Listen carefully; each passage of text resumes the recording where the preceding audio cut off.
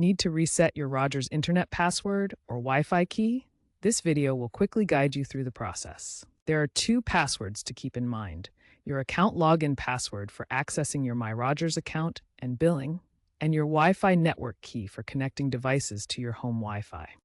We will cover both account and Wi-Fi password resets.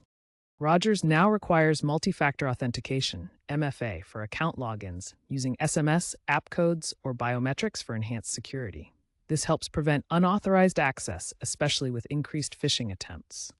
To reset your account login password, start by visiting the Rogers website or opening the My Rogers app. Select the Forgot Password option to begin the recovery process. Verify your identity using email, phone, or security questions provided during account setup. Create a new password that meets Rogers requirements, at least 8 characters, including uppercase, lowercase, numbers, and symbols.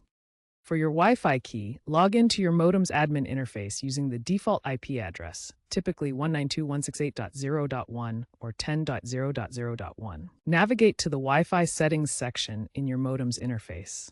Update both the network name, SSID, and the passphrase to secure your connection. For Rogers Ignite gateways, use the My Rogers app for convenient remote changes.